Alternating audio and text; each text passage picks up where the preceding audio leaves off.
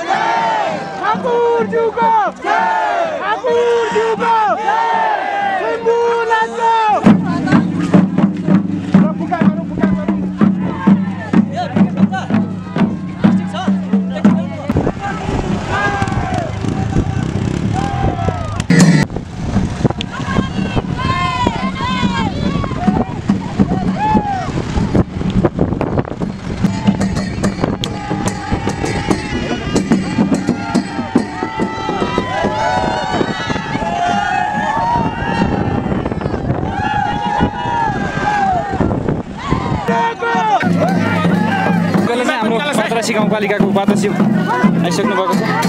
कस्तो भइरहेछ अनुभव? एकदम राम्रो, खुसी, सबैसँग भेटघाट गर्न पाइयो, नौमुने बाबाको दर्शन गर्न पाइयो, एकदम खुसी छ।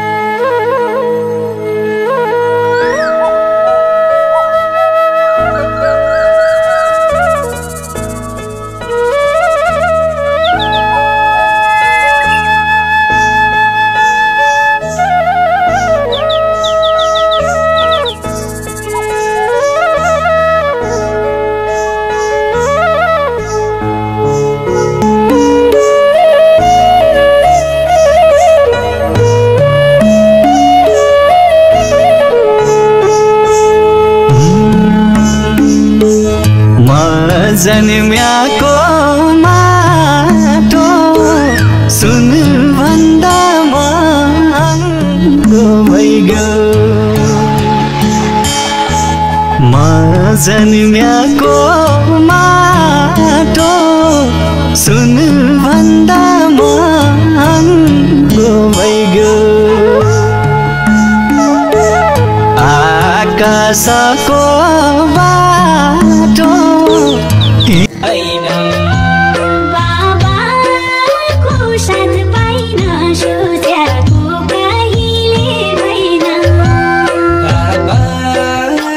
सारी पाइन सोचको कहिले भएन जाना रोए बाबु नङ रुलाउनु भित्री मन जाना रोए बाबु नडोलाउनु।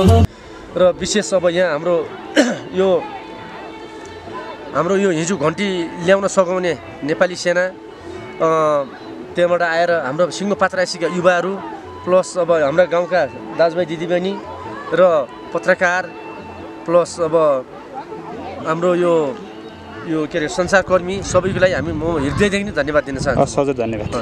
ल हजुर नमस्कार। नमस्ते। हजुरको परिचय बताइदिनुहोस् न। मेरो पात्रासी गाउँपालिका वार्ड नम्बर 6 घोडासेन। मेरो नाम जनक बुढा। म यो नैबिरे बुबा समूहको म सदस्य। हजुरहरूले चाहिँ भर्खरै आज चाहिँ यो नौमुडे बोबाको चाहिँ 209 केजीको घन्टी हजुर राख्नुभएको छ। हजुर। यसको लागत कति लाग्यो? यसको लागत चाहिँ हाम्रो 6 लाख करिब मोटामोटी होइन भने 7 लाख जति हाम्रो यो गयो। सबै ढुवानी यो अब अग्रङ बग्रङ गर्दा त्यहाँबाट यो ट्रान्सपोर्टेसनका कुरा गर्दा त्यो जम्मा गरेर करिब हाम्रो 7 लाख जति पुग्न जान्छ हाम्रो। यसको थोरै महत्त्व बताइदिनु न। यो मन्दिरको हाम्रो मन्दिरको महत्त्व भनेको यो महत्त्व हाम्रो किनभने परम्परादेखि हाम्रो परबाजेदेखि यसको महत्त्व नै धेरै थियो। यसको कस्तो भने हाम्रो बाजेहरूले यसलाई एकदमै भनौँ न अब सोचेको पुग्ने जहिले पनि अब यो गुप्त देवता भएको हुनाले एकदमै यो देवताको महत्त्व धेरै थियो। र फेरि यो करिब जमानामा अब नेपाल सरकारको अलिकति तलबसहित आउने र यहाँ फलफुलहरू यसको सिकुहरू आउने त्यो भएको हुनाले अब यो नैबिरे बुवाको महत्त्व त एकदमै ठुलो थियो। यो नैबिरे बुवाको महत्त्व भनेको नै अब पहिलेको पुस्ताभन्दा अहिलेको हाम्रो पुस्ताले के गर्यो भने यो महत्त्वलाई अलिकति मन्दिरलाई अब यो मन्दिर प्लस यो घन्टी ल्याएर अब अलिकति ऐतिहासिक काम गरौँ भन्ने हाम्रो युवा साथीहरूको एकदमै भएर यो सोच जाँगर अहिले वर्षको अन्तर्कालमा अहिले बल्ल हामी यो घन्टी चाहिँ अहिले यहाँ ल्याएर स्थापना गर्न सफल भयौँ हामी। त्यसको महत्त्व चाहिँ नै अब त्यही नै हो हाम्रो महत्त्व भनेको, विशेष महत्त्व भनेको। अनि तपाईँहरू चाहिँ को मान्नुहुन्छ यो नैबिरे? हजुर को पूजा गर्नुहुन्छ? यो नैबिरे पूजा हाम्रो यो सिङ्गो पात्रासी सबै भनौँ न सबैले विशेष भनेको हाम्रो आचार्य सिमखाडा र हाम्रो घोडासेन।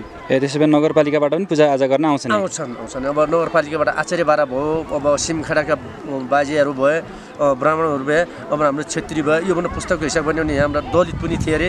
योभन्दा पहिला बाजेको पालामा त यहाँ एक टुक्री अब नेपाली सेना पनि आउँथ्यो अरे यहाँ। अनि पञ्चबली दिन्थ्यो अरे, बङ्गुर सङ्गुर दिने। अब सङ्गुरहरू अब हाम्रो दलित बस्तीले खान्थ्यो अरे। अनि यो खसीहरू यता हाम्रा घोडासिनी यो टाउको चाहिँ खसीको टाउको चाहिँ उता कता हो सिमखाडा एउटा सब के गरे उता लिन्थ्यो अरे बाजेहरूको भनाइमा। अनि त्यहाँबाट अनि यो खसीको पछिल्लो भाग चाहिँ हाम्रो घोडासिनीले पनि